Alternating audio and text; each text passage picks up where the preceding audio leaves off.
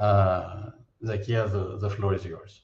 An introduction or our monthly e-series. This is an e-series for CEMMIS for the Palestinian question since the Gaza war in October 7th. Today we have with us Mr. Dr. Ian Lustick, and he's going to speak to us from about the earthquake in the Middle East, comparing 1973 to 2023. Unfortunately, today we won't have Mr. Roussos with us because he's feeling a little bit under the weather. But we have Stavros that will do the introduction. Thank you, Zakia, and thank you again, Professor Lustick, for doing us the honor of speaking at our lecture series. So I'm going to do a small introduction of your, very small introduction of your body of work. Professor Ian Lustick holds the Bess W. Heyman Chair in the Political Science Department of the University of Pennsylvania. He teaches Middle Eastern politics, comparative politics, and computer modeling. He's a recipient of awards from the Carnegie Corporation, the National Science Foundation, the National Endowment for the Humanities, and the Social Sciences Research Council. He also wrote a number of books. I'm going to mention some of them: Arabs in the Jewish State, For the Land of the Lord, Unsettled States, Disputed Lands, Trapped in the War on Terror, and Paradigm Lost. So as you can all understand, this is a very important lecture. It is a great honor for us to have you talking to us. So before I give the floor to Professor Lustick, everyone please keep in mind that you can use the chat to ask questions for the follow-up Q&A, and we'll try to get as many as possible for Professor Lustick. So Professor Lustick, the floor is yours. Well, thank you very much, Stavros and Zakia. I'm sorry that Professor Roussos can't join us, but I not only have been looking forward to sharing some ideas with you and your colleagues, but I look forward to hearing your comments and questions afterward and to continuing a conversation on the topic, which is very dynamic. I'm going to talk about, as was mentioned, a comparison of the two earthquakes. I use that term earthquake because in Israel, that was actually the term that was used very commonly to refer to the shock of the war in 1973. I happened to be in Jerusalem on October 6, 1973. I was there doing research for my dissertation. But the war completely changed my topic because I could no longer work in the West Bank as a result of the war. But I experienced the shock, the surprise. Even someone who was supposedly as sophisticated as I was, a graduate student studying Israeli foreign policy, Israeli policies, this was a shock and a surprise. And I recognized very easily the sense of traumatic shock and surprise that Israelis felt in 2023. And I want to compare them. I want to compare them in terms of where they came from and what their results were and are likely to be. Because I think we can learn something quite interesting, not only about the Israeli-Palestinian and Israeli-Arab conflict, but about how violence affects politics and how little we really know about it. Okay, so I'm going to start with some conceptual work before I get into the comparison, very briefly. Ask yourself, what is violence? Almost no one actually asks that question. The literature is filled with what causes violence, with violence as the dependent variable. And it's usually measured by how many people are killed or how much damage is done. What is not almost never studied is what is the result of violence. Treating violence as an independent variable, as the cause. Because once you do that, you start to have to ask questions about what it is. You can't measure it by how many people die or how much property is damaged. because famine can kill lots of people, drought can kill lots of people, disease can kill lots of people, and earthquakes can cause lots of damage. But damage is not the same thing as violence. Would you say that the political effect of 1,000 people dying of thirst is the same as 1,000 people being killed suddenly with the use of physical force by one side? We have to think about, what do we mean by violence? And with my computer modeling hat on, when we put together models of countries, which we did for intelligence and forecasting purposes, we had to distinguish political processes that entailed violence from those that didn't. What would be different about two countries if one included a lot of violence in its politics and the other didn't? We had to actually figure out what is meant by violence. How do you put violence into a simulation, into an agent-based model? That caused us to have to really think through what we meant by it so it could be operationalized. And here's what I mean by it. Okay? I'm one of the only people that I know of who actually defines violence, as opposed to saying, we'll consider a war if there were 1,000 deaths. But that's not a definition of violence, because, as I said, deaths can be caused by nonviolent causes. So by violence, what I mean is a negative shock. It's a shock, a sudden shock that is negative, that entails costs that are an order of magnitude greater than anything that was assumed to be at stake in the interaction. So if you're driving along the highway and you're thinking about whether you're going to make it to class on time or whether the coffee will be ready when you get there, and suddenly a car veers into your lane and you smash together, that is a violent event. All of a sudden, something is an order of magnitude more consequential, and it's negative than anything you thought was at stake while you were in that moment. That's a violent interruption into the flow of events. So I think of violence that way. And as I've said, there is less discussion of the effects of violence than the causes. One place where there is quite a bit of discussion of the effects of violence is with respect to the trauma, PTSD, the psychological consequences of a sudden negative shock, that how in the long run that may leave an individual legacy. And then some people go and talk about whether there could be trauma for a culture or trauma for a people. But what are the political effects of this kind of shock? The political effects of violence, not just psychological. When, for example, does traumatic violence deepen conflict? When, on the other hand, does it convince antagonists of the need for painful compromise? We've heard violence have both of those effects. When does it solidify pre-existing commitments? When does violence break seemingly permanent beliefs? We are familiar with arguments about the consequences of violence that are opposite in their claims. So here's how, in both my theoretical position, but also what we found in our computer modeling, that what violence does is it disequilibrates a situation. It shakes it up. It kind of somewhat randomizes the relationships. It breaks them apart. And then they have to re-equilibrate. In the aftermath of violence, there's a re-equilibration process, or actually multiple processes, in which the temporarily loosened ties, the temporarily loosened beliefs, have an opportunity to realign with one another, and they will, but not necessarily in the same way that they were before. It's an opportunity. It's a disjunction, and over different lengths of time, this re-equilibration process may reinforce some of the patterns that were present before, while transforming others' patterns of thinking and practice.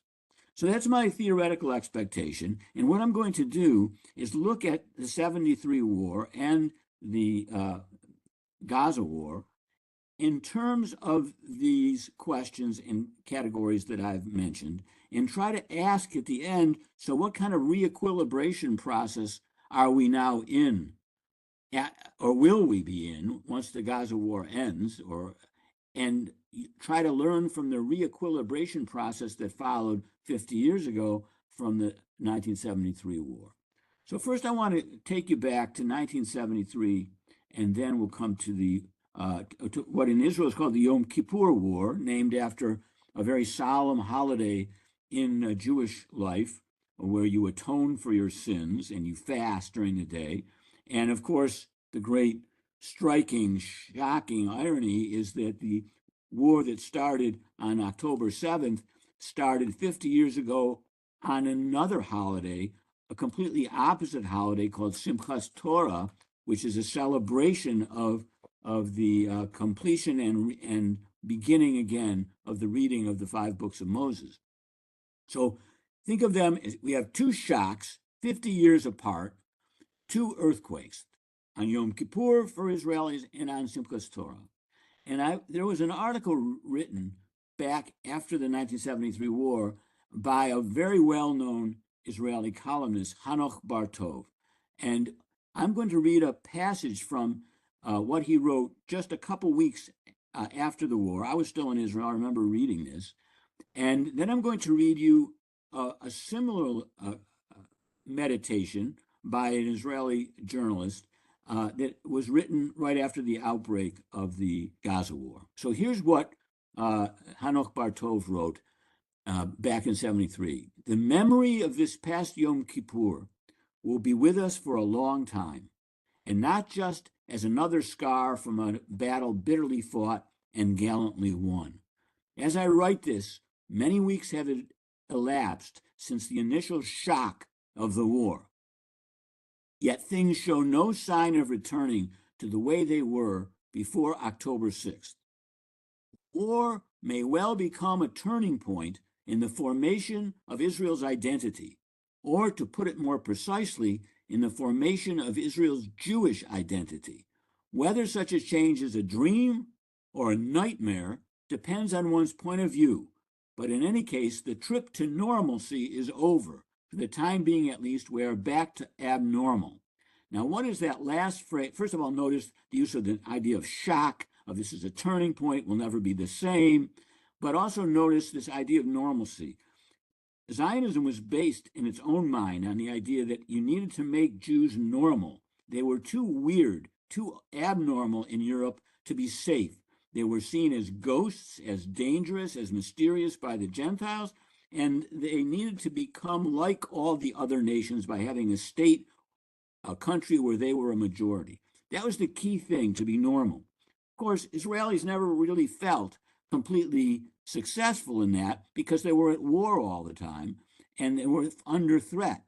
In 1967, the victory over the Arabs seemed to Israelis to be so overwhelming that they gained a sense of confidence in themselves, which I'll be going into in a minute, that led them feel that things were normal.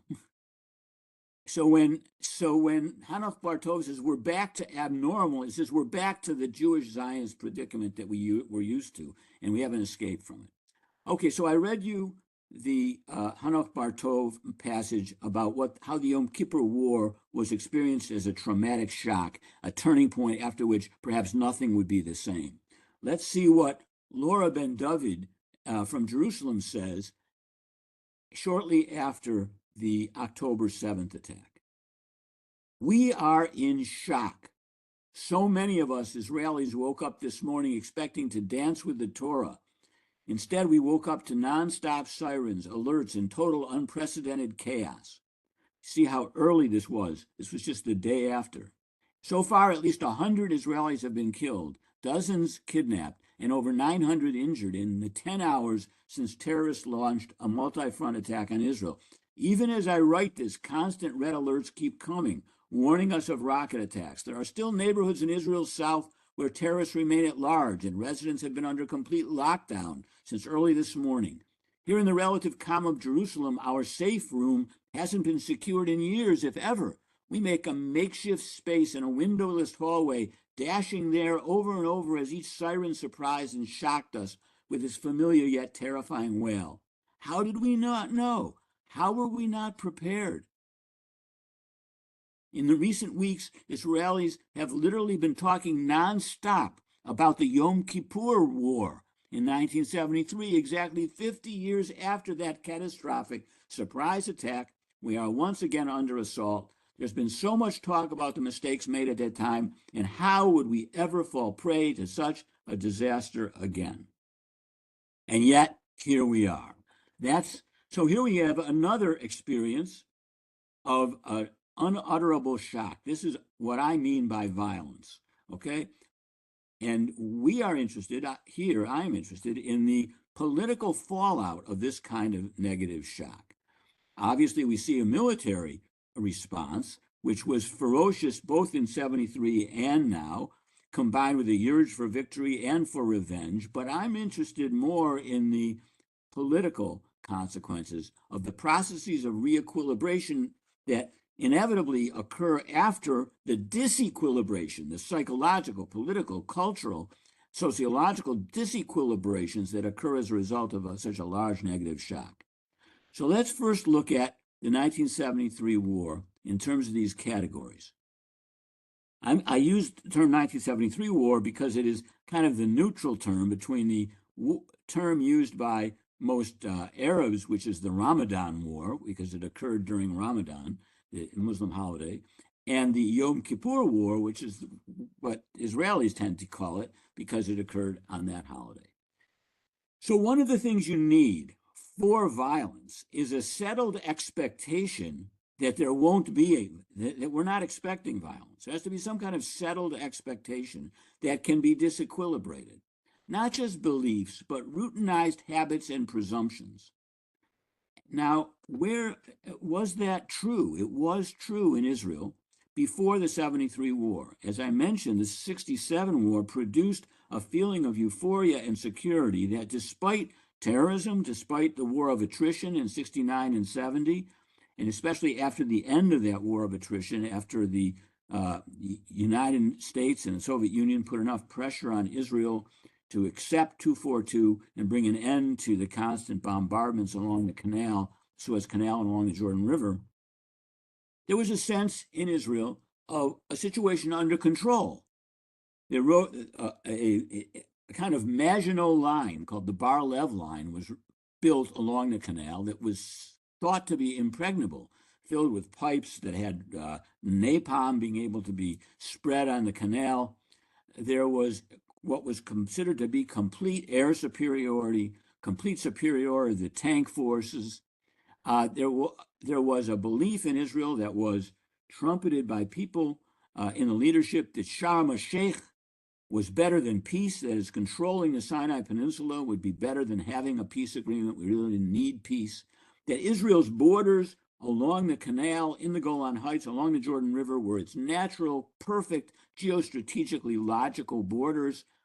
And the questions that were present in Israeli politics in the 1973, when I was there, before the outbreak of the war, were things like, we're not, how do we solve the Palestinian problem? That was considered a terrorist issue which could be dealt with by the security services.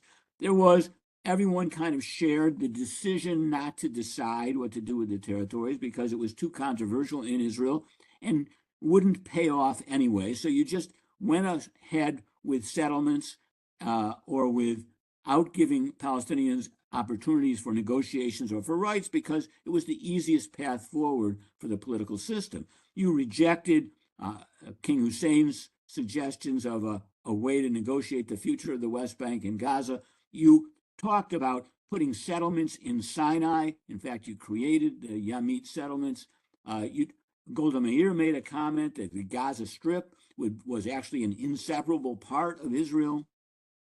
There was what was called at that time, and especially after the 73 war, looking back at it, what's called the conceptia, which of course means conception in Hebrew.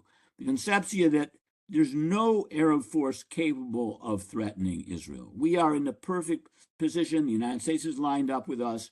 We have nuclear weapons. We have qualitative weapons superiority. The military capacities of the Arabs are extremely limited. We show this with every reprisal raid that we overwhelm them with. They do not have enough support from the Soviet Union to threaten us, and the Palestinians are also unable to threaten us. We have nothing to worry about. That was the conceptia. That meant that even though there actually were real-time warnings in the days before the attack about when exactly it would come, enough of the security and intelligence services in Israel were captured by this conceptia that those warnings were ignored. Now, it's also the fact that the Egyptians lulled the Israelis into this situation by making false threats, by seeming to mobilize to prepare for an invasion in the spring, and then force Israel to mobilize. Israel demobilized when Egypt didn't attack. That meant when Egypt mobilized again, there were enough people in Israel that said, oh, they're just faking it. We don't have to worry about this. Of course, Hamas did exactly the same thing. But my point here is this, that there was existing in Israel a conception, a settled expectation that the way things were would be the way things would be. That meant that there could be a sudden explosion. And that sudden explosion, that interruption in that conception, is experienced as a shock, a tremendous shock, even more violent than it was just because of the bombs being used. Now, I want to introduce another concept at this point, because, and that is the concept of constrained volatility. Constrained volatility. All situations in human life have some volatility. There are always changes that are occurring. Life is dynamic, politics included. If institutions and policies do not reflect that volatility, then the tension builds up in the situation. It builds up and it builds up. And if there's an attempt to artificially and falsely not adapt to the constant change that is occurring in life, you are creating a situation of constrained volatility. As that volatility builds up, when it is released, it will not be released gradually. It will be released suddenly, much more likely. So think of a balloon. You blow up a balloon and it stretches gradually. Gradually, it gets thinner, more filled with air, more filled with air. Ha! It does not release the tension gradually. It releases it suddenly because of the constraint on the volatility that is built up over time. If there would have been a slow leak in the balloon, then as you blow it, it would adjust to maintain roughly the same thinness and size. That's what I mean by constrained volatility.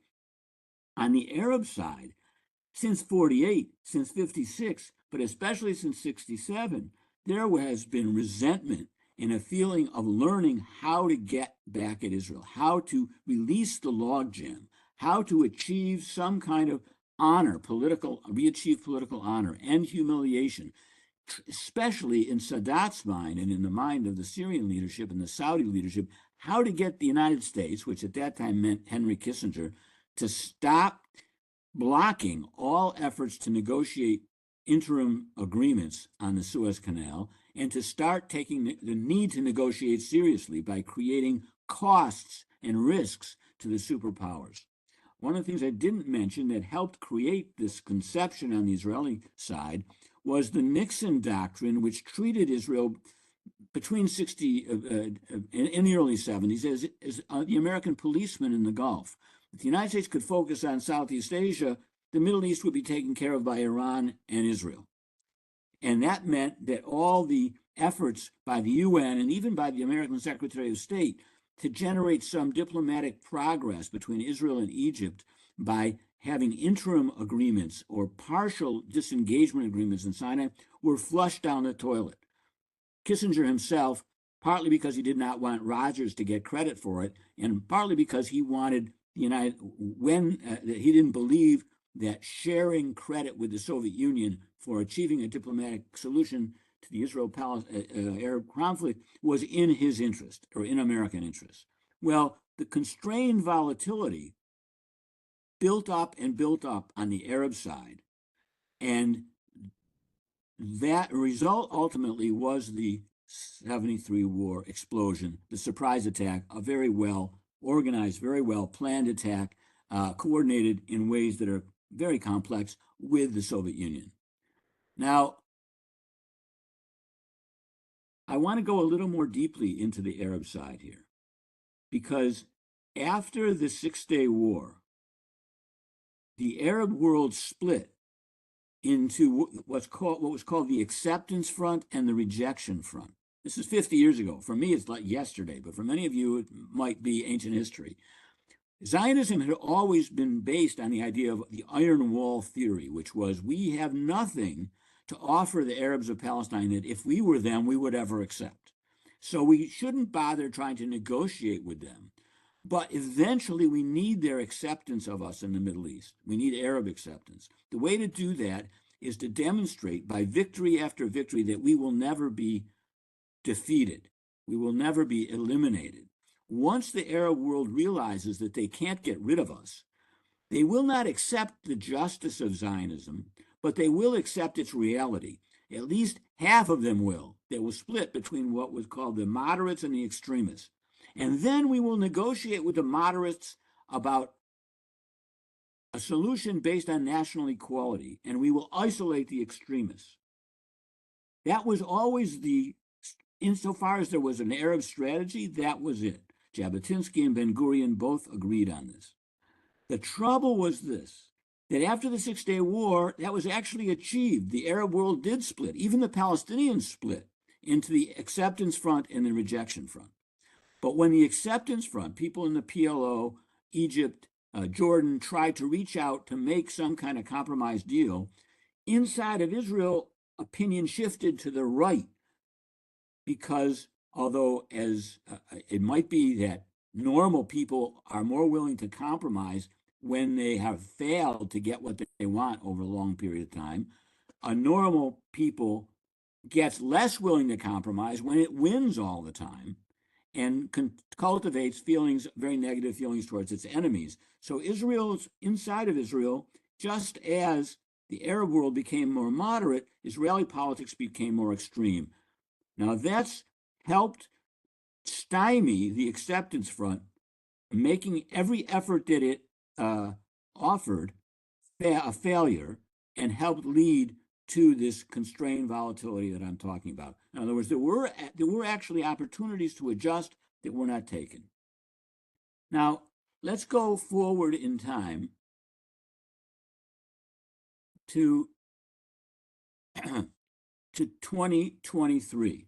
I don't want to go into all the details of the things that created such tension among the Arabs, including deep penetration raids, bombings of Cairo areas, attempts to overthrow the Egyptian regime, the Nasserist regime, but all these things built up the feeling of intense resentment.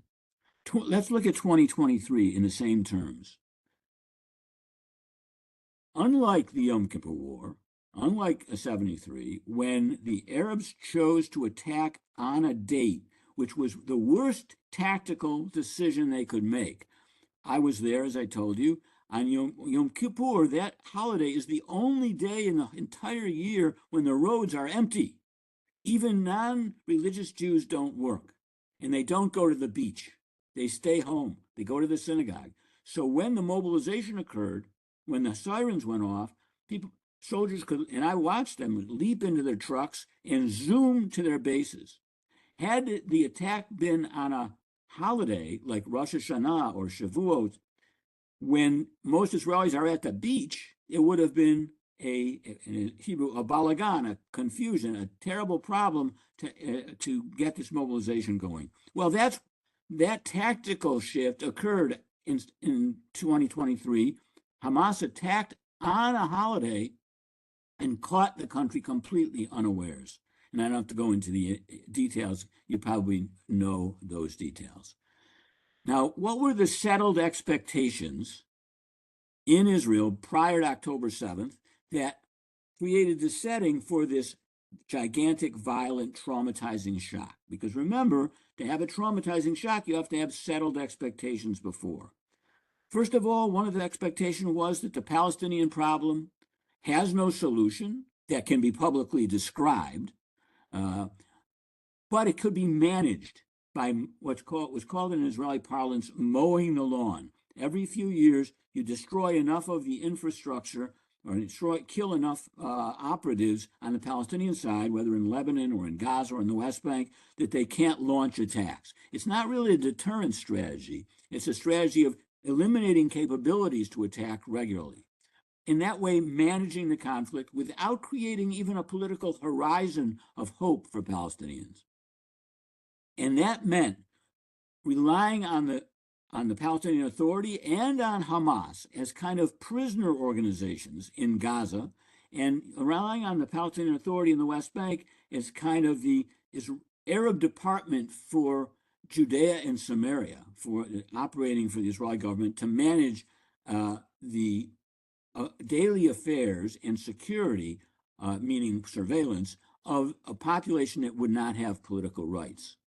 Now, what that meant more broadly is that the one-state reality that Israel has created, that is, that there's only one state between the river and the sea, and it is the organization that determines who has and has not have property rights anywhere between the river and the sea. That the idea was, even though it was hardly ever spoken, that gradually this one-state reality will be accepted by everyone, by the world. We'll get used to it, and so somehow will the Palestinians, and the ones who don't will leave. So this long-term, unstated policy was what it was expected was a settled expectation, and that meant there would be no big surprises, no violent shocks. There was a supreme faith, as there had been prior to 73, in the ability of the Israeli intelligence services and military to know what was happening, to be able to forecast it, and to defeat whatever would happen. Supreme faith in 2023 in a blanket of surveillance, in facial recognition, in remote sensing, in policies of rat hunting that is going into after wanted people in the night, whenever you wanted to, based on information that you've been gathering. More generally, so that was, in a way, the conceptia, and it meant that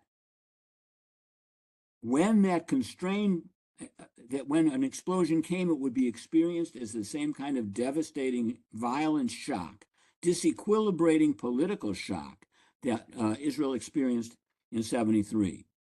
Now let's look at the suddenness of the explosion, the way that in Gaza, the war after war, the siege that had been imposed on Gaza by Israel since 2007 had stymied every attempt by Hamas and Fatah to unite or to negotiate a hudna or a long-term ceasefire or some kind of a acceptable two-state solution, building up tremendous pressure that expanded because of the population growth. When I started studying Gaza, we're under 500,000 people there. There are now 2.3 million people there in the same, even a restricted zone. So this creation then of constrained volatility would lead to spasms of violence. That what we saw on October 7th was a spasm, a very well designed, but spasm of violence. Now, why did it occur? And I don't want to try to settle that question, but I want to say that the larger reason it occurred is the constrained volatility. The extent to which it occurred because of the desire by Sinwar and the military faction to bring about an apocalyptic war that would actually destroy Israel and return all Palestinians to the country, this vision of an end of days, which there is some evidence that that wing of Hamas that actually became in charge of what policy would be and if and when there would be an attack, believe that. There's another more rationalist view that the purpose of the attack was a design to shatter expectations, stop the normalization process with Saudi Arabia and Israel, reignite the issue of the Palestinian problem. I don't know which to put more credence in, but I would point out that's probably a combination, or to be more precise, if I had to bet, I'd be that what the real key was that the failure of all the political initiatives by Hamas and Fatah and the prisoners, for example, the failure set up the ability of this apocalyptic military wing to take over life in Gaza, take over. That led to the political elites in Hamas leaving, many of them leaving Gaza, knowing what was about to happen. So what's really important is not so much what the people who carried out the attack were thinking in their minds, but that a situation had been created which allowed people like that to take over from a leadership of the Muslim movement in the Strip that would have been ready for some kind of an accommodation with Israel had there been a partner. That's a hypothesis, of course. It's a counterfactual, but I want to put more emphasis on the outcome of a political struggle in Gaza within the Islamist movements than I do on exactly what those in power were thinking. Okay, now I want to move to the last part of this talk, which is processes of reequilibration. So if we go back to 73, what was the result of this negative shock, of this violent trauma, of this earthquake, political result in Israel and among the Palestinians? In Israel, the Labor Party was mortally wounded. It didn't appear immediately, but Moshe Dayan had panicked. He even wanted to unleash nuclear weapons because of what was going on in the Golan Heights during the war. Golda Meir, the chief of staff, died of a heart attack not too long after the war, after being blamed for it. The commission that was sent up focused blame on the military and security services instead of actually holding the political echelons to account for not pursuing opportunities for peace because they believed in the conceptia that it would be politically inconvenient to risk their coalition by pursuing interim agreements with Egypt when there was no fire burning to do it. So the Labor Party did barely win the election in 74 after the war, but it was thrown out 4 years, thrown out in 77 when Begin came to power, and Israeli politics have never been the same. In fact, the Labor Party has shrunk and almost disappeared from Israeli life after being the hegemonic power for most of Israel's existence and most of the history of the Zionist movement. What did occur was the production of new movements, the Shinui movement, movements of demobilized soldiers in favor of efficiency in government, opposed to over-idealization of politics, in the Shinui movement for change, for good government, the Peace Now movement, which arose from the organizations that appeared after the 73 war. That all came about, and what you had was a struggle now, an oscillating struggle between those who wanted to territorial compromise and those who wanted to annex the territories.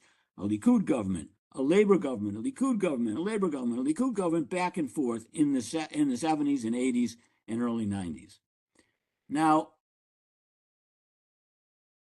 the other thing that was created was not just Peace Now, but Gush Emunim, the settler movement that became much more successful in the end than Peace Now. Peace Now wanted a separate state solution. Gush Emunim wanted to flood the West Bank and Gaza with settlers and make it impossible for any government to leave. And they, by allying themselves with the Likud and helping to sabotage every peace effort that was attempted, including assassinating Prime Minister Rabin, succeeded.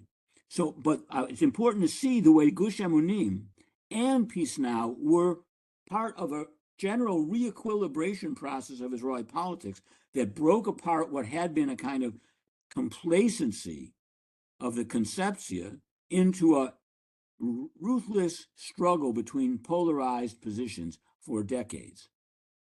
Now, on the Arab side, there was a process of re-equilibration also after 73, when, as I said, the acceptance front and the rejection front worked out their struggles, and I think I'll leave that at that. What ended up after all of these failed peace initiatives was a one-state reality in which very few people have an interest in saying that there cannot be a two-state solution, but everybody has an interest in acting as if there might be, either because they don't want to acknowledge the one-state reality, or they don't want anybody to try to change it. Or they want it, but they don't want to say that that's what they want. It's a complicated kind of situation. Now let's look at 2023. What is going to happen to Israeli public opinion? We can see that between 73 and 23, in those 50 years, the re-equilibration process produced ultimately a change in the Arab world in which there had been a radicalization. As the two-state solution failed, the PLO has basically disappeared as a force. The Palestinian Authority is widely condemned by Palestinians. No one looks to it for leadership. The Muslim movements are now delegitimized on the world scale, on the world stage. What about what can we look forward to in a process of re-equilibration after this war? We don't know what the long-term effect of it will be on Israeli public opinion. Certainly the short term is to make Israeli public opinion even more radical in its refusal to recognize or be able to have empathy for Palestinian suffering, or to see any justice in their demands. That doesn't mean that will always be the case, but it probably means that you will get extremization in each direction, just as you had peace now, but also Gush Emunim come out of the 73 war. One of the other things, though, that I think in terms of re-equilibration is happening is that people are rethinking their attitude toward BDS, toward Israel. Is it a normal state? Is it a legitimate part of the Middle East? Is it a pariah state? Should it be treated by South Africa? And I think that part of the re-equilibration process is that people will find, and are finding, their beliefs about Israel, their willingness to engage with Israel, to think of it as a normal state, are harder and harder to entertain. That's something that I'm watching as part of the re-equilibration process. I'm also wondering whether, with the failure of all the current Palestinian organizations, there will be a revival of the PLO in some form or another. That's another thing I would look for. I would look for a Saudi-Israeli normalization once the dust settles, and as part of an attempt to deal with Gaza, even though, as you'll hear in a minute, I don't think that's going to succeed. Finally, I'm watching in this re-equilibration process for how the secret war between Israel and Iran, with Lebanon and Syria as battlefields, how will that develop? Because one very good possibility is an actual all-out war in Lebanon that includes Iran and Israel. I call that a kind of super catastrophe. I don't think that's the most likely thing, but it's certainly a very good possibility, and one that we have to watch out for. Now, here's my last point, and it's introducing another concept.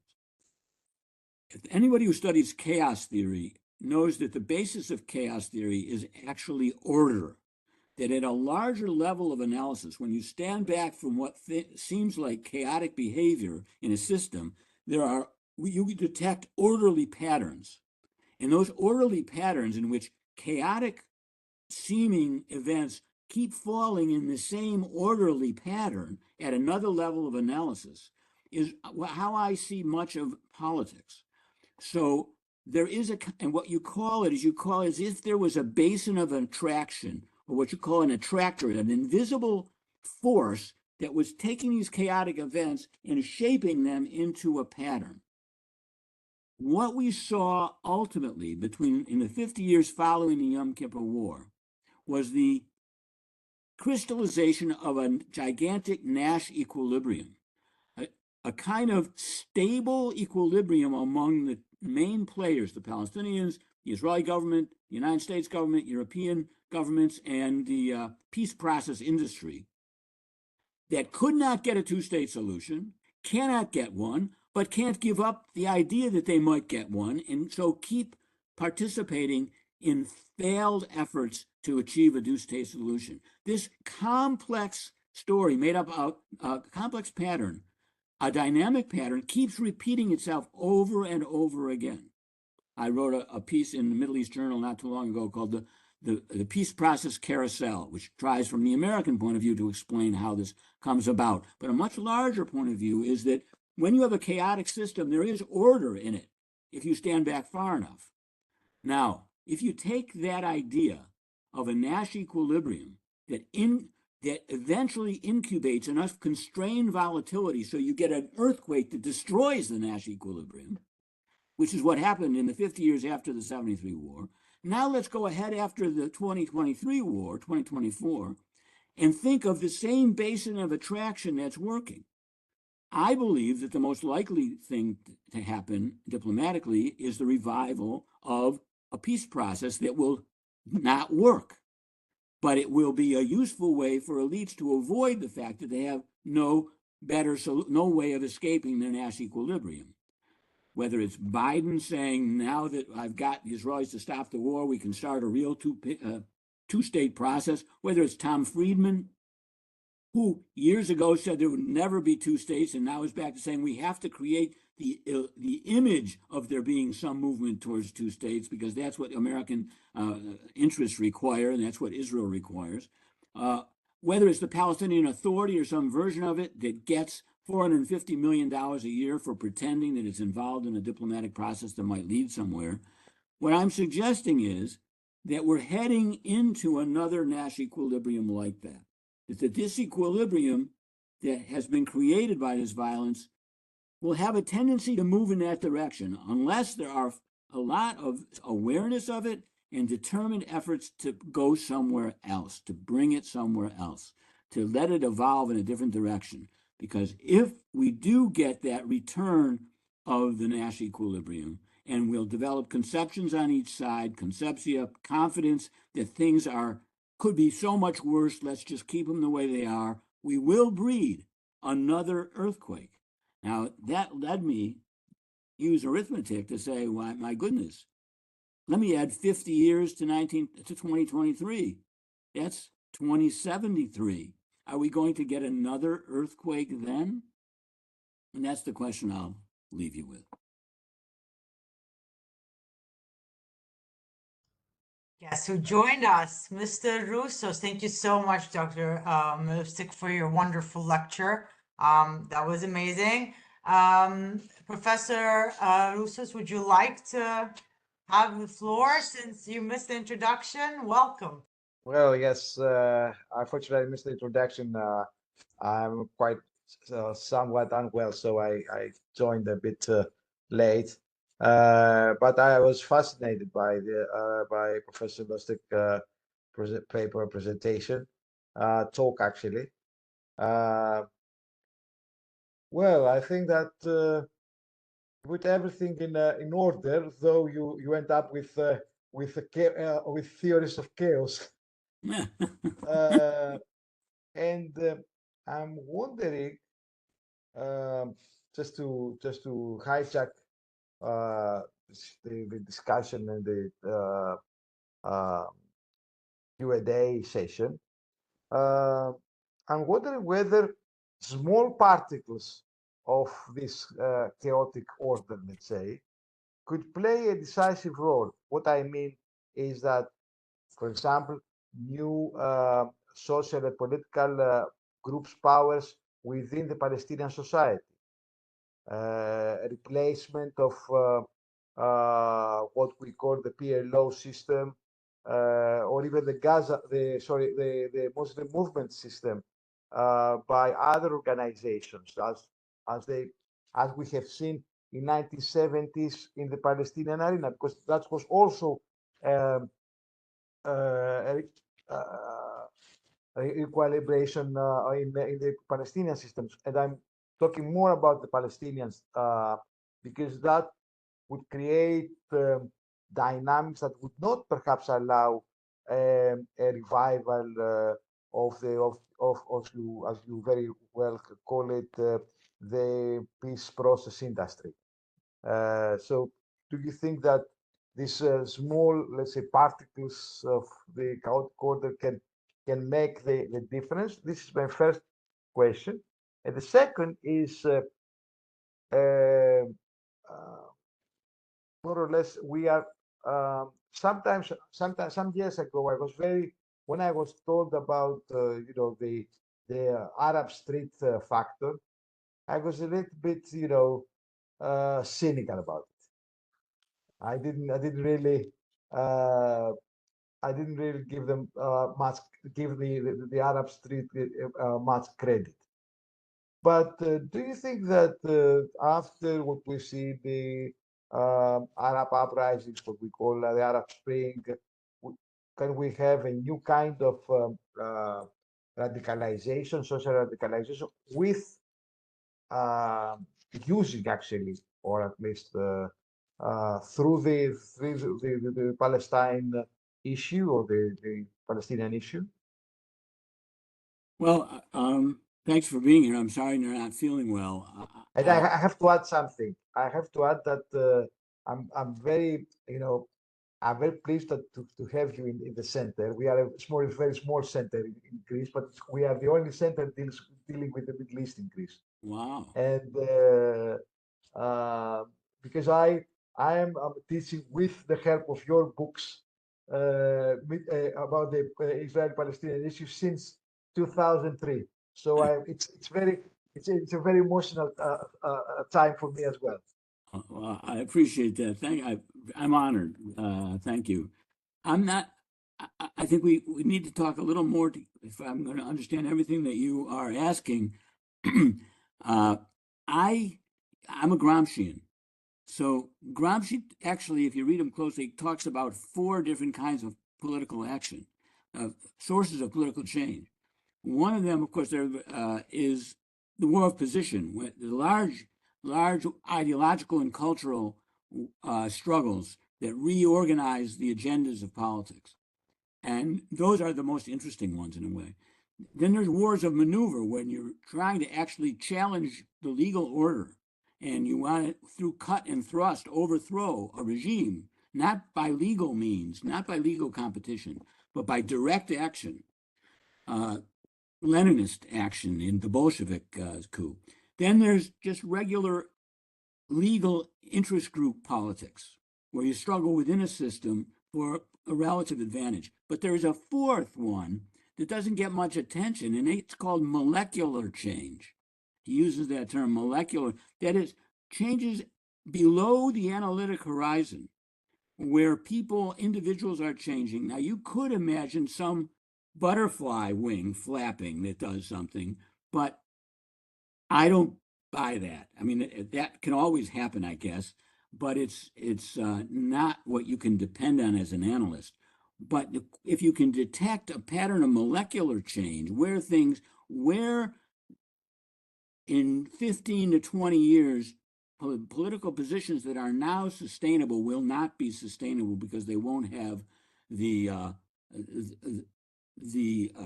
environment within which they can thrive. Now, that kind of political analysis takes a lot of sophistication, and I don't think I'm particularly good at it. But it would be a reason why you would keep your ear to the ground and try to tell deep ways in which public opinion on the Palestinian street or elsewhere is changing. I would say, and this gets into your second question about the uprisings and the Arab world and has it changed? It's very dispiriting to look back at the uprisings and see how little has changed. I mean, the one the great hope was Tunisia, which has not worked out very well, not worked out from a democratic point of view, but it hasn't worked out very well from a social and economic policy point of view or from a governance point of view. It's very hard to find successes except in the creation of a motif of beliefs, of symbols, and of formulas that might and could be true for Arabs as they have been true of others. I do think that in the Palestinian community, there are changes going on. The diaspora has become much more powerful than it was before, and that entails a return to a certain kind of thinking that looks at the entire country, that is not interested in two states, doesn't believe in it, really is interested in one democratic state from the river to the sea, however long that may take. Then you've got, I think, a deep disgust with the Palestinian Authority, with the corruption of the elites that have been tainted by their cooperation with Israel or collaboration with Israel.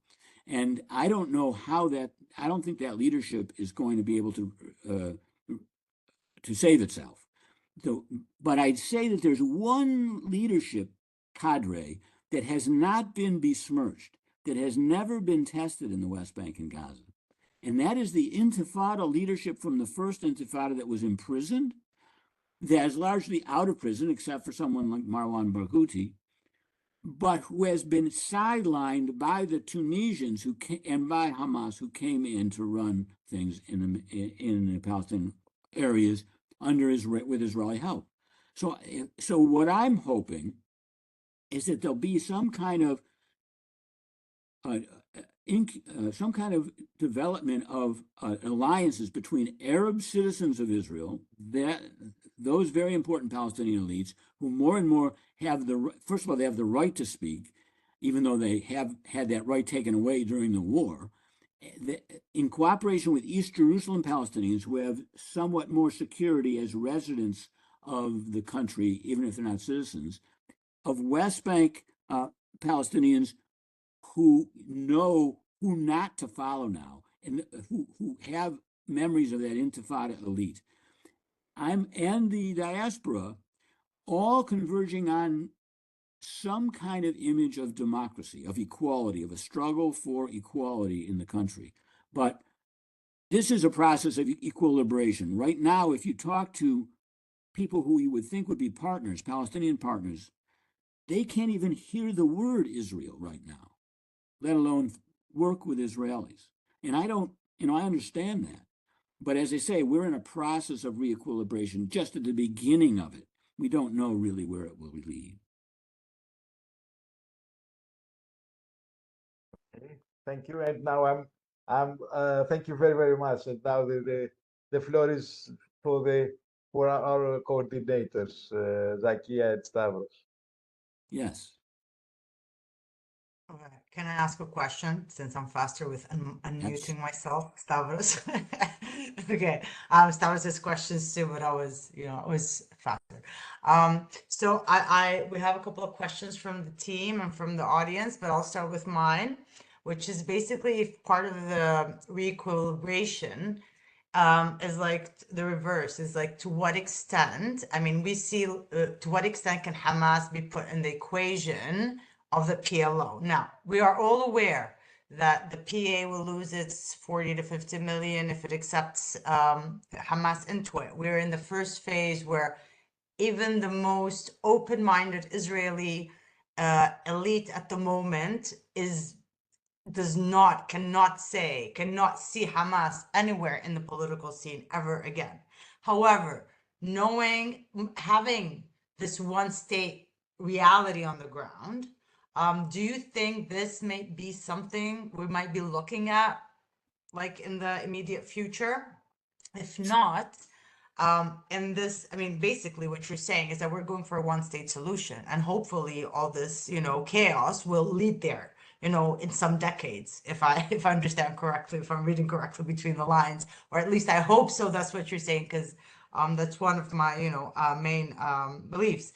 What are the what are the key points that the more alternative, more flexible side from the Israeli and Palestinians together can work in order to get there? Okay. I mean, practically in terms of within the Israeli-Palestinian territories and in the diaspora. Okay, well, there are a few questions there, and I want to make sure that we get others. So I'm not going to spend lots of time on each point. We can talk later, but a couple things I think I can clarify. First of all, what is Hamas? Hamas was created in 1988, right at the beginning of the First Intifada. Who created it? The Muslim Brothers, the Muslim Brethren created it. Why did they create it?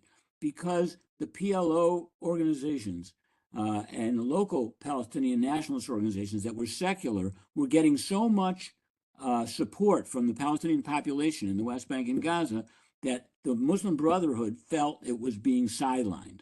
It needed to have an anti-occupation force that could rival the secularists. So they created Hamas as a front organization, okay, to fight the occupation and join the Intifada. And there was a battle between the secular Intifada organizations and Hamas during the first Intifada. What happened is Hamas became so successful as a struggle organization against the occupation that it overshadowed the Muslim Brotherhood as a whole. Nobody talks about the Muslim Brotherhood.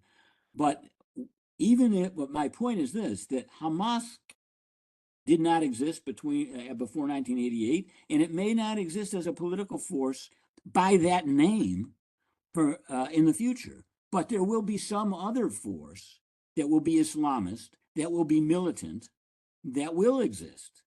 There will be no way to get rid of that. It doesn't matter what its name is.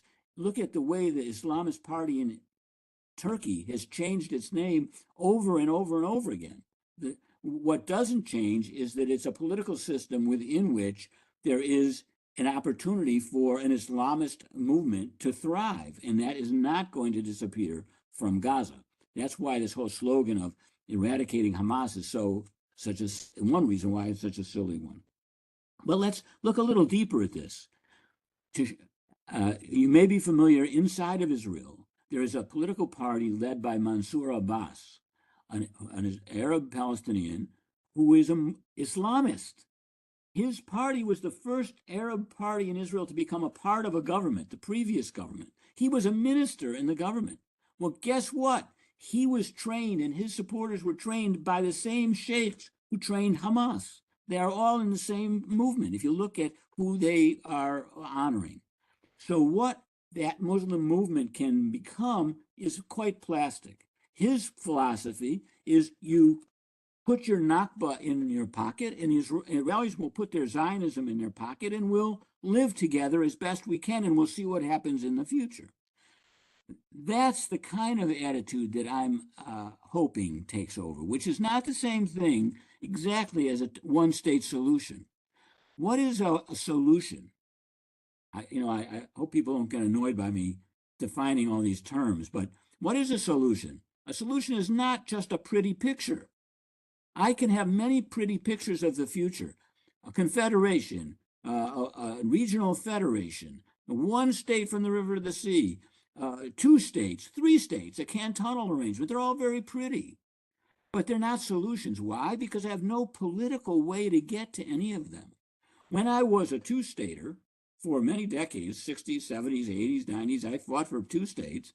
I believed I had a pretty picture, prettier than the one we have now, and a way to get there through agitation within the Palestinian community, change in American policy, election of a Labor Party government ready to compromise in the West Bank. I had a way to do it, not a guarantee, but a way. I don't know a single person, no expert, no one who has been able to describe a plausible scenario politically to get from where we are to a negotiated 2-state solution. That's why I don't call it, I have the same belief about a 1-state. It's a very pretty, but I can't tell you how to get there. So what do? I say, let's look at situations where partial flawed democracies have ruled over vast numbers of people that they have excluded for generations from politics. Like the United States or France or Britain all excluded women for generations. Or they excluded blacks in the United States after slavery was abolished. Still, they were excluded. Catholics in Britain, blacks in South Africa. South Africa was a democracy for whites. How do democracies expand themselves to include groups that they had previously excluded? Well, one of the things you'll learn when you look at that question, which is the question that Israel is facing, is it takes generations, and you can't chart a policy, a path to how to do it. It's not a policy problem. It's a deep political, cultural, and social problem. And what you do is you act on your values in the moment to pursue equality wherever it can be achieved, to pursue democratic opportunities where they can be achieved, even if you don't understand how that will lead to the pretty picture in the future. And ultimately, I'm in the business, and I think politics is in the business of trading real miserable problems for better problems. That's what I'm after now, not solutions.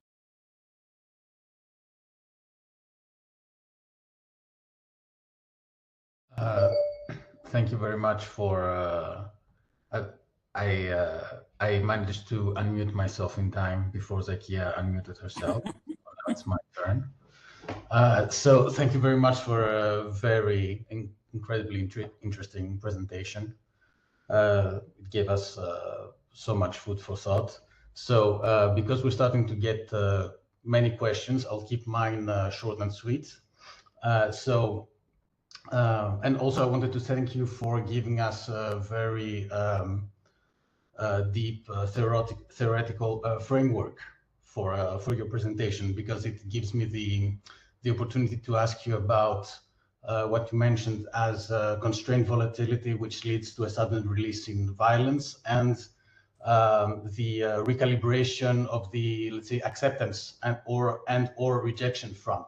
So my question is, nowadays, with regard to Hamas and Israel itself, where do you see the acceptance front or rejection front going geopolitically?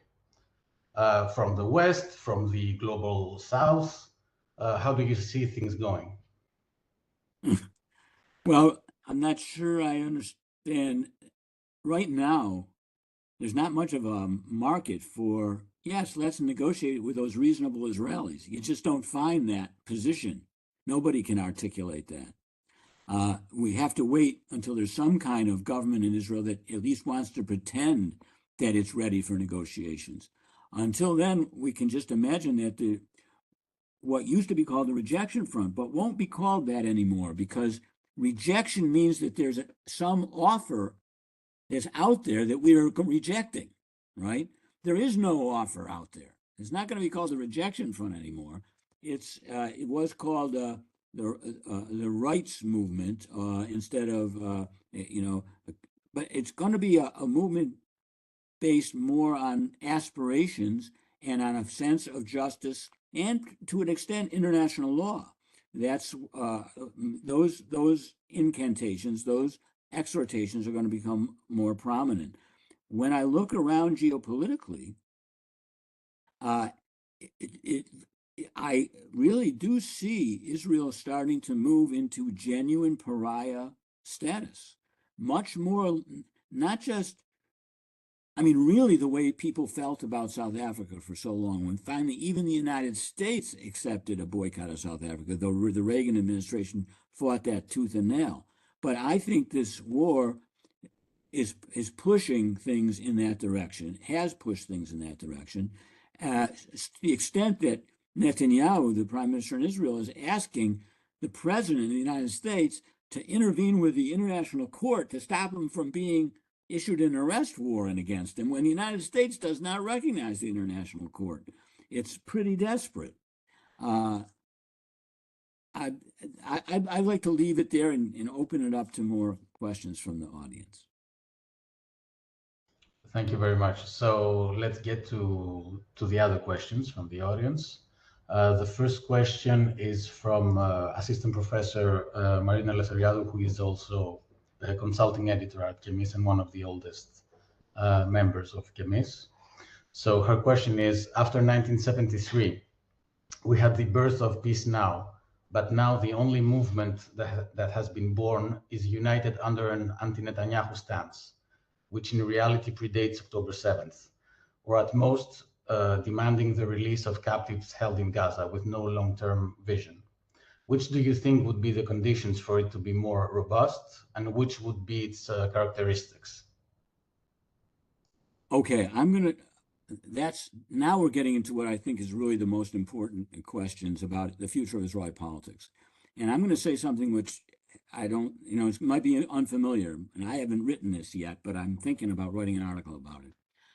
You all remember that civil war, that unprecedented civil war that was supposedly taking place in Israel before October 7th, back in the ancient times in the spring of 2023, over the judicial reform, in which the Netanyahu government was trying to take away liberal aspects, some remaining liberal aspects from the Israeli legal code, so that you would have straight majoritarian democracy in which the government, the right-wing government, would be able to strip people of their citizenship, decide who would be a citizen, who could have political rights, and so on.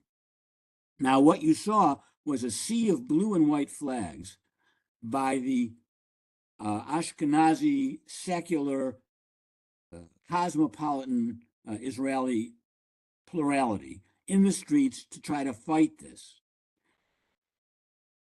What I argue is that that the real issue there was not being said publicly. The real issue was not whether bourgeois Israeli Jews would or would not have slightly fewer liberal rights. The issue was whether the Arabs who had been annexed by Israel, not formally, but actually, whether the Arabs of the West Bank and Gaza that were now part of the Israeli political system would ever be able to have political rights in that system. In order to prevent that from happening, the government, the right-wing government, had to try to take away the elements in the constitutional setup that would allow Arabs or Jews who needed those Arabs as allies to argue for their rights. That's what really set off the government attempt to change the judicial system were two things that the Supreme Court did.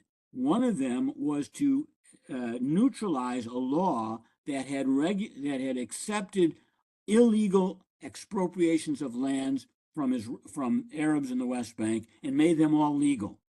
And the court said that was an unjust law and was unconstitutional because even Arabs in the West Bank were protected by Israeli principle of the dignity of each individual inhabitant of the country. The idea that Israeli law and not international law would be used by the courts to protect the rights of West Bank Arabs infuriated the right. And they realized that they really had to do something about that principle. And they also were concerned about the fact that a government had come into power using Arab votes, which meant that in the long run, the moderates in Israel, or the non-religious, could see a way back to power by recruiting and emancipating West Bank and Gaza Arabs. That was what the real fight was about. But the leadership of the movement against Netanyahu couldn't say that that was what it was about, or they would appear to be Arab lovers. Now what you're seeing in the Gaza war is another front in the same struggle. The right wing is, by prosecuting the war under a banner of revenge and hatred and disgust with an enemy that hardly has the right to live, let alone the right to be part of our country, they are setting up psychological and cultural barriers to the potential alliances between Jewish secularists and Palestinian moderates.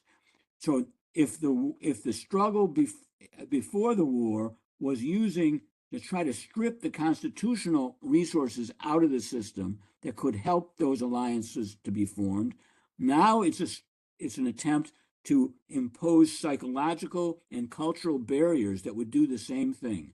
But I want to convey my belief that what this is reflecting at a deep level is that the real issue confronting Israel over the next 50 years is what do they do with the 7 million Arabs who now live in the country?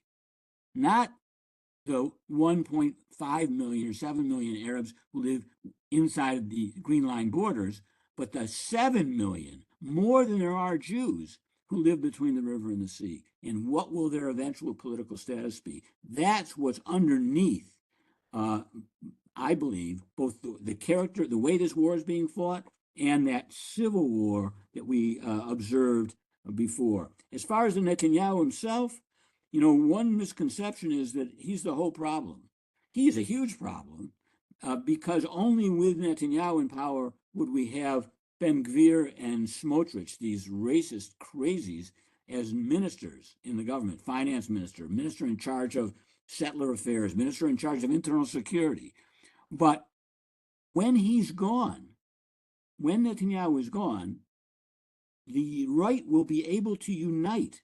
There are parts of the right that now side with the moderate or the centrists because they can't work with Netanyahu. Once he's gone, the right will unite. There will be an even larger right-wing government in Israel that will be opposed to any kind of serious negotiation. So I don't see in that sense, when it comes to the Palestinian question, Netanyahu is not necessarily the problem.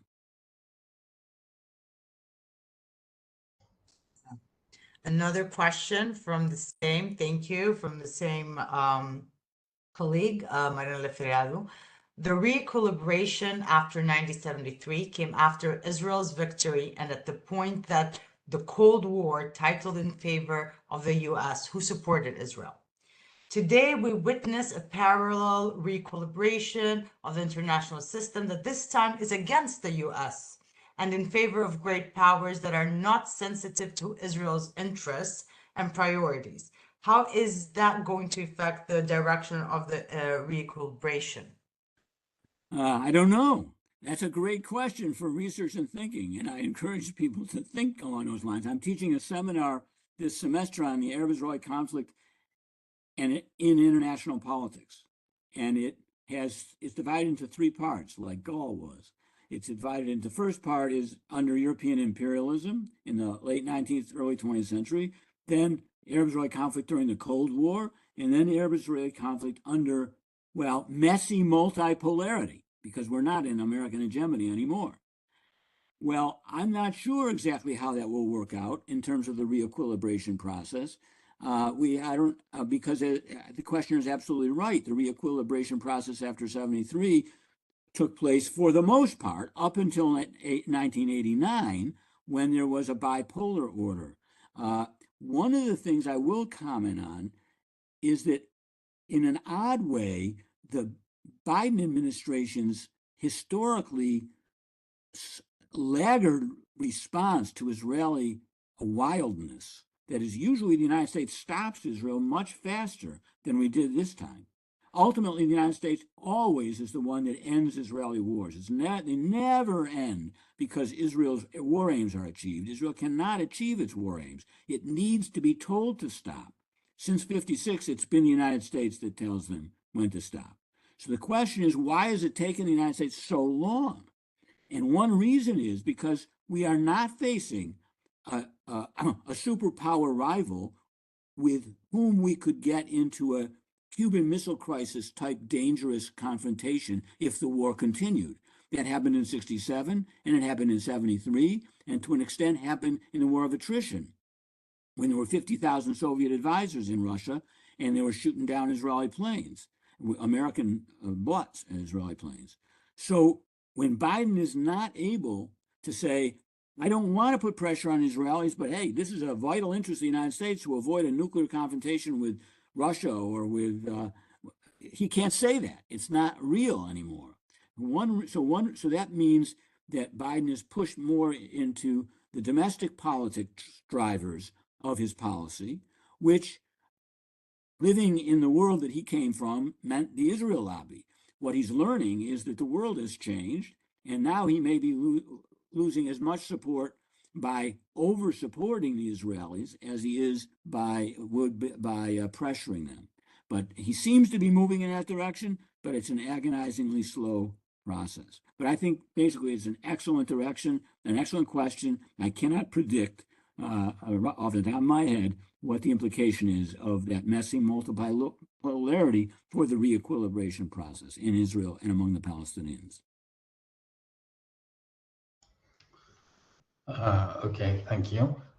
Since we're ping-ponging between Zakia and myself with the Q&A, I'll ask the next question from Dr. Alexandra Nikopoulou, who is also a research associate at CEMMIS. Her question is with regard to Iran and the recent escalation with Israel.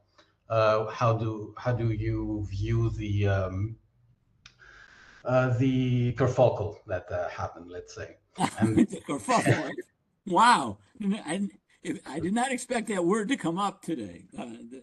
And the second question, those questions are more regional in a sense. So the second question is with regard to Turkey, and how do you view Turkey's stance both towards Hamas and Israel, and within the larger context of the Middle Eastern theater? Oh, wow. Well, Iran, I want to step back a minute because it's pretty obvious what happened. Israel overdid it by killing these people in a diplomatic compound.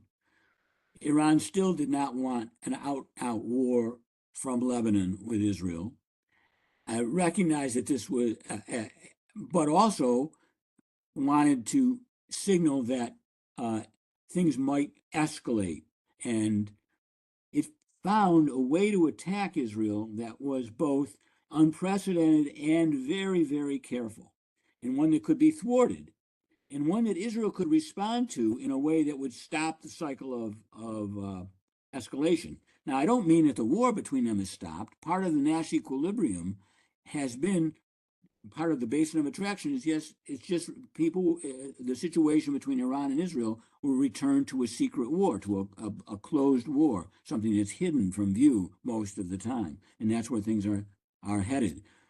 But going back a little further, what is it about Iran and the nuclear weapons that bothers Israel so much, bothered this government? Because it is not, and never has been, the fear of an Iranian nuclear attack on Israel. Has never been the fear. The problem the right has had in Israel is that it does not have any political horizon for the country or the Palestinians. It has no plan that it is willing to speak about. It may want the Palestinians to leave. It may want them to be miserable enough to disappear, but they don't want to say what that plan is. So that means that they need to be able to operate in the Middle East with military force at no risk. They have to be able to operate in Lebanon, in Syria, in Iraq, and in Gaza without risk of escalation. If there's risk to escalation, then they have to start saying, wait, they're going to get called on, isn't there a political solution? Isn't there a diplomatic way out of this? The problem that Iran poses by moving toward nuclear capacity, and I believe it will get there, and it has it effectively, is that in principle, that means Israel, if it attacks Iran or attacks assets in Lebanon, it has to think about what is the likelihood that this could escalate to a nuclear confrontation. In other words, they can't operate with the IAF, the Israel Air Force, without risk. That interrupts the entire ability to just have a conceptia that means when it comes to Arabs and Palestinians, we don't have to give up anything. We just mow the lawn occasionally. Now, in Lebanon, you see it clearly that Israel has actually, for most of Lebanon, lost the ability to use its military force without risk because there are 150 to 200,000 sophisticated rockets pointed at Israel in Lebanon, made in Iran for the most part, and operated by Hezbollah under Iranian control, probably mostly. That is Israel is deterred from attacking Lebanon, has been, and is very uncomfortable with that, which is why I believe Israel wanted to attack Lebanon right after the war began with Hamas. It wanted to shift. It did not want to continue the war. It was Biden's visit that stopped that. But that's maybe for another day. I do think that the people don't really understand what the struggle is between Israel and Iran. Iran wants to be a great power in the Middle East. Israel does not want there to be another great power in the Middle East. And that's what the struggle is about. I think on Turkey, I'm not an expert on Turkey at all, but you see the way Erdogan shifts back and forth from relatively warm ties to Israel, and then when things go south, very militant positions. However, I now note that the flotilla with 5,000 humanitarian activists and a lot of food for Gaza is still stuck in Istanbul. That no matter what the government has said to identify itself with Palestinians, it seems to be responding to pressure from various quarters, including, I'm sure, the United States and Israel, not to allow that flotilla to move. If it does, I'd say that's a sign not only about where Turkey is headed, but where the world is headed. If that flotilla is allowed to engage its resources and get to the Gaza coast. I really I'm not in a position to say much more about Turkey.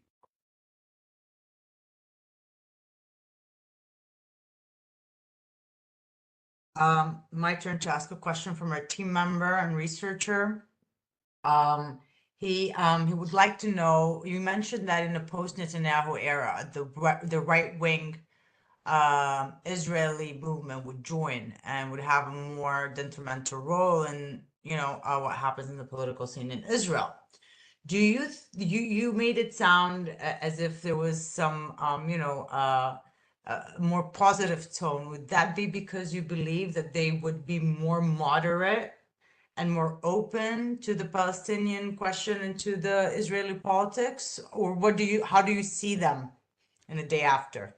No, I'm afraid not. That's not what I meant. You have people like Avigdor Lieberman, who is basically a little Putin, who moved from Russia to Israel, and he is extremely right-wing. I mean, he's a fascist in every way in terms of his actual politics. He lives in the West Bank. Because he hates Netanyahu, he has not been willing to be in any Netanyahu government. He controls 7 or 8 seats in the Knesset. Well, those 7 or 8 seats, once Netanyahu is gone, will be part of the right-wing coalition. And there's a New Hope Party. There are other groups like that have left Likud even, and will return to the fold when Netanyahu is not there. Now, other splits will develop. There are personality conflicts. There will always be a tendency for a right-wing coalition to move toward a minimum winning coalition. That's how politics works everywhere. But if you look at their actual political positions on the Palestinian issue, there's no daylight between what they would enforce and what the Netanyahu government has actually done. Now, what there would be a difference is that Netanyahu is forced to have people like Ben Gvir and Smotrich in his government, and they say explicitly genocidal things. A right-wing government that was stronger would not need to include people like that in the government. So the government would be as right-wing, but it wouldn't have the very, very poor PR that's associated with having to depend, as Netanyahu does, on these very, very extreme people and their followers. So the real issue, I think, for Americans and for Europeans is, what do you do with somebody who calls himself a centrist, like Benny Gantz, who is the leading candidate to replace Netanyahu, or even Lapid, who's the head of the Yesh Atid party, a more moderate figure. Eisenkot, the former chief of staff, who's part of the war cabinet. These are people who I call silent apartheidists. And this is what I mean by that. I mean that they will present themselves to the world as if maybe they'd be willing to negotiate something for the Palestinians, a 2-state solution, although we'll have to pay, we'll have to be very careful about security, blah, blah, blah, blah, blah. But really, they know that will never happen. but they are willing to engage in a process of talking about whether it could happen, because their worst fear is that the struggle in Israel will become a struggle over political rights for the Palestinians. As long as it seems as if there's a peace process possible through negotiation, there's a rationale for refusing any effort by Palestinians to achieve political rights in Israel. I mean, Palestinians in the West Bank, Jerusalem, and Gaza. That shift of the axis of struggle in Israel from are we or are we not going to withdraw from parts of the West Bank and Gaza to are we or are we not going to be a democracy, that's the shift that's most important. And it's a shift which the people like Benny Gantz will be better at preventing than people like Netanyahu or his right-wing counterparts. I hope that's clear. When I say silent apartheidists, I am using an Israeli phrase translated into English.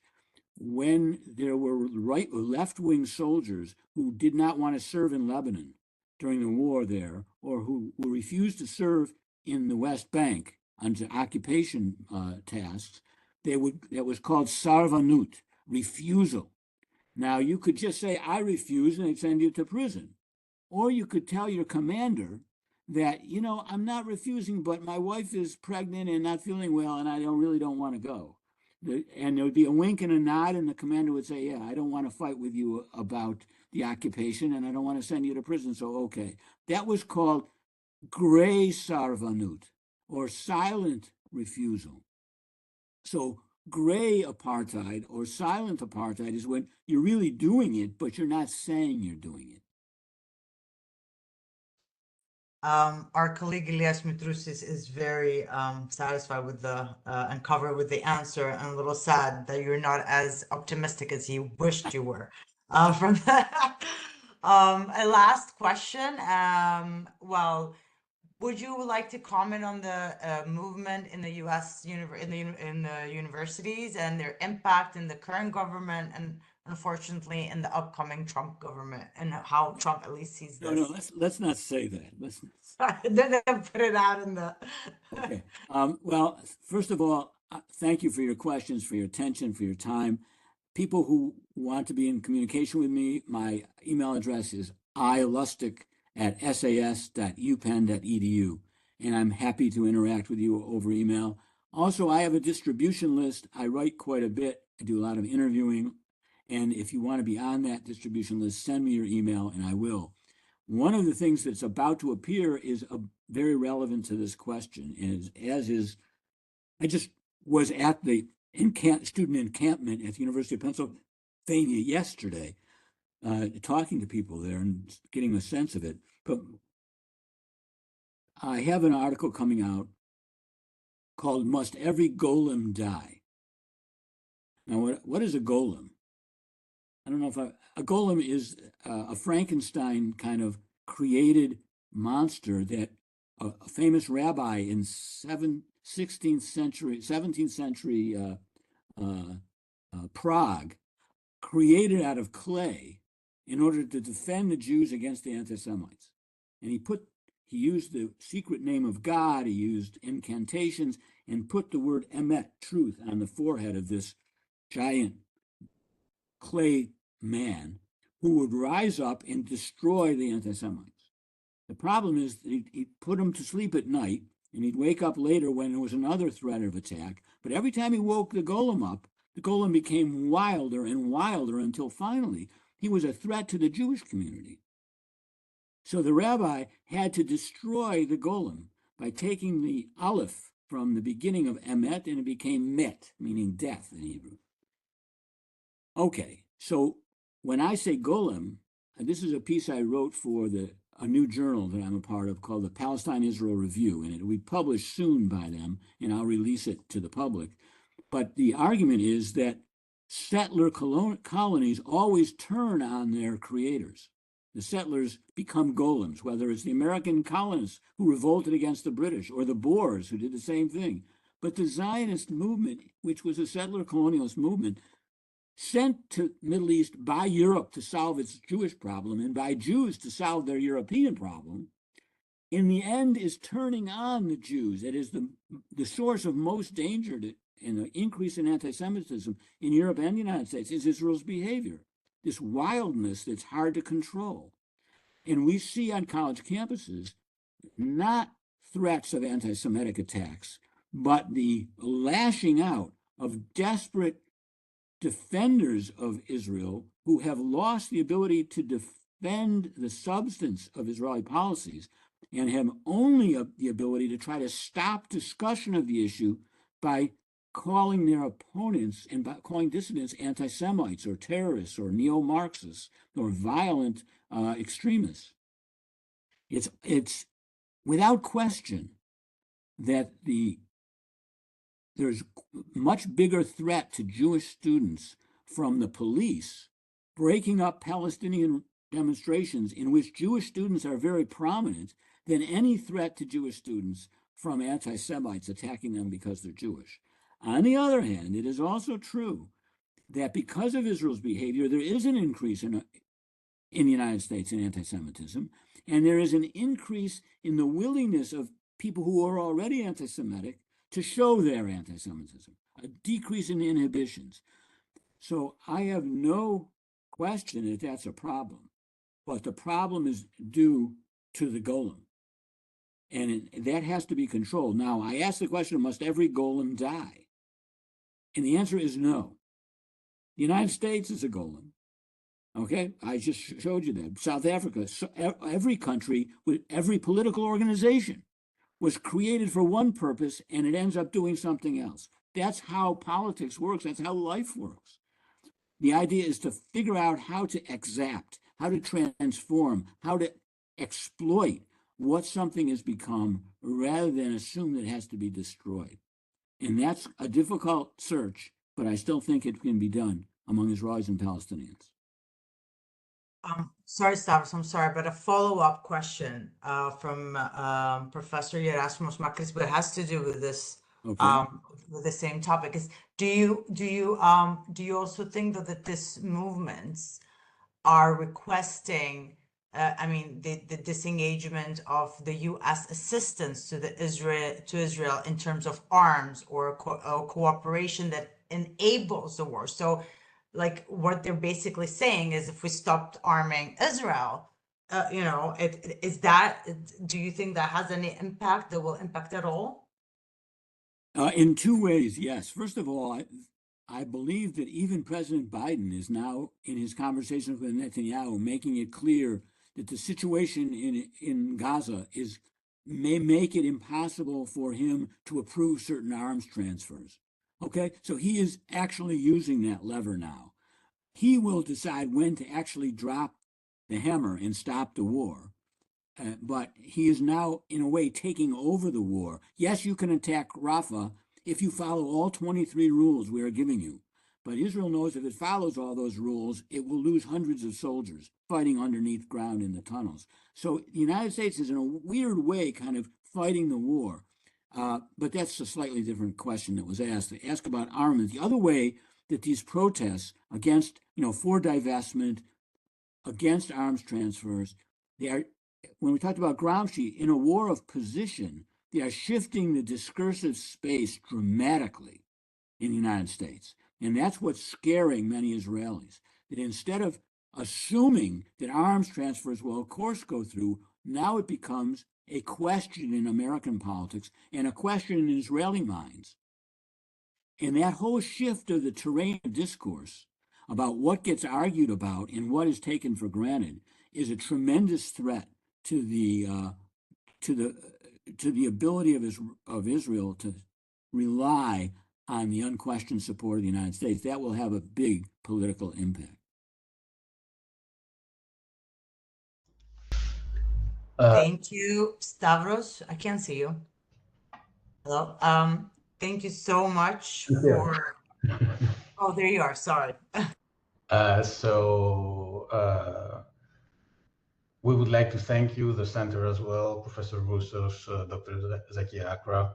We would like to thank you again for coming on to our series on the Middle East after the Gaza war. Thank you for a very interesting presentation and even more stimulating Q&A. You gave us a lot to think about. Professor Roussos, would you like to say some closing words? Yes, I would say that it was the most interesting academic event that we had on the Middle East for years in Greece. And you know, it's not a compliment. It's not an over, you know,